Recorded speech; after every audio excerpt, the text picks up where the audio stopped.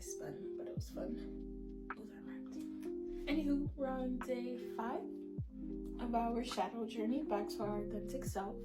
Today we're doing some mirror work to address our beliefs associated with wounds of abandonment. And so for my belief systems, I got, I don't deserve, I can't have that, I don't deserve love and happiness. Let's do some thinking.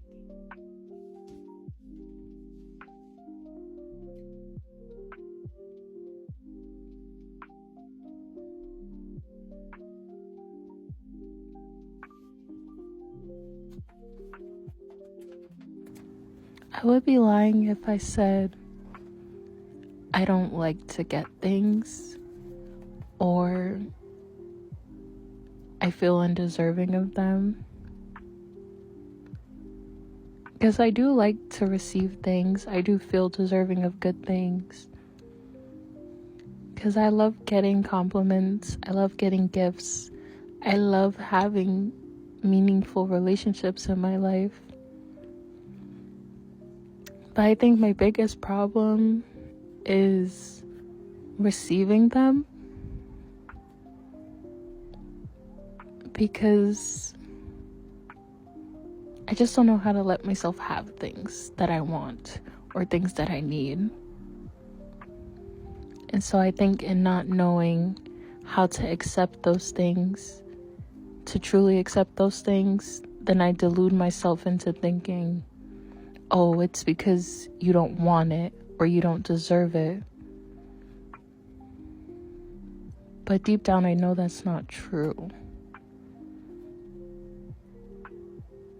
And I also think I just have a fear of losing those things once I do have them.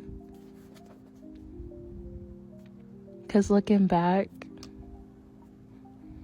I used to be pretty open to gifts and compliments, recognition, and like welcoming people into my life, being more open and upfront. But I just had so many instances where people were always taking those things from me. Like, compliments would be backhanded compliments. I would accomplish something and it'd be belittled or thrown back in my face like, oh yeah, you went to college, but where's your honors? Like, damn. Oh, you can paint, but you don't paint as well as other people, or that's not going to pay your bills and stuff like that.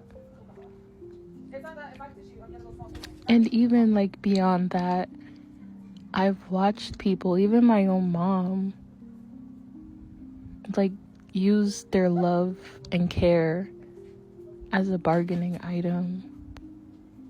And it was always, not always, because there's periods of time where it wasn't, but looking back, a lot of it was transactional and dependent on how she felt towards me or how other people made her feel towards me.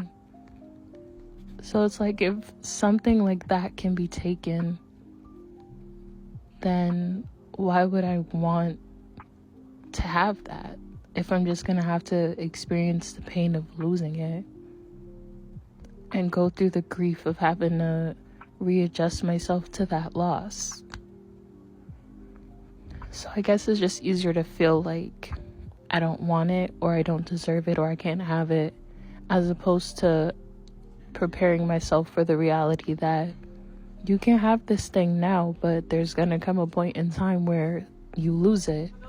Whether it's because you self-sabotage yourself into thinking you can't have it, or someone just comes and takes it from you. But either way, I definitely do have a problem with allowing myself to have things. Because then I feel like I can't keep them or I don't deserve them. So it all goes hand in hand, really, when you sit down and think about it. Unfortunately.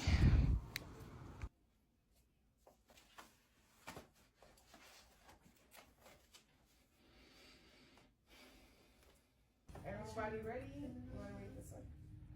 So Tanya has, or her belief, what is it called? Yeah. Yeah. Yeah. I can't have that. I don't deserve love and happiness. And then so I wrote, growing up, I didn't really feel deserving of much or like I could have anything because my caregivers never made me feel like I could.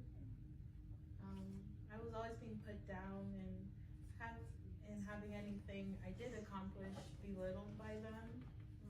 And then anything I had, both tangible and abstract.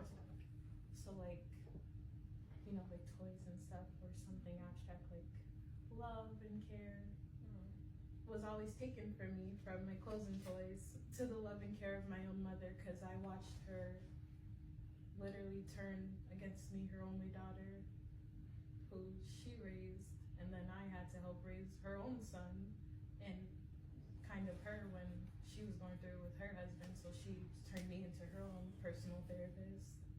But like I watched her like lose love for me because she put his wants and feelings before her own kids. And like he was overbearing and manipulative and abusive both towards her and to me. And then when he couldn't get to me anymore because I was like, I'm not standing for this shit, he just started using her to get to me. My mom never used to beat me before him, and so once he realized he couldn't do it anymore, he started getting her to do it. And then he had his mom ganging up on me, and he turned my own grandma against me. I had to fight her one time because she was playing too damn much. Because she hit me, and I was like, what the hell? She slammed my head into the door, and I was like, you're not allowed to do that. So we got into it. But whoa, like when I told you I was fighting for my life in my house, like it was a war zone.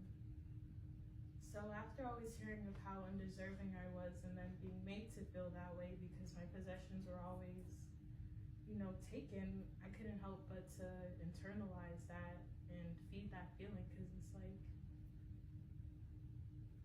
it just felt easier to not want or to have anything, like, and if I do have anything, I keep it really close, like even down to my clothes. Like there was a period of time where I wouldn't give away any clothes, or I wouldn't give away anything, because I'm just like, this is mine, this belongs to me. Even like sometimes with people, I used to be like super jealous of like my friends or close family members talking to other people or having other friends, and I'm like, no, this is my person, this is what I want to hold safe and close. Because like it just felt like I didn't want to lose that. I didn't want to go through or have that feeling of what younger me went through when she was having things taken from her, whether it was out of punishment because I did something wrong in their eyes, or simply because they felt someone else was more deserving of it. Like I can't tell you the amount of times I've taken stuff to Jamaica and then people just go in my suitcase and take it because, oh, somebody else down here needs it. Okay, buy it then, or have somebody buy it and send it to you. Why are you going in my suitcase and then getting mad at me because you went into my stuff and took it without my permissions?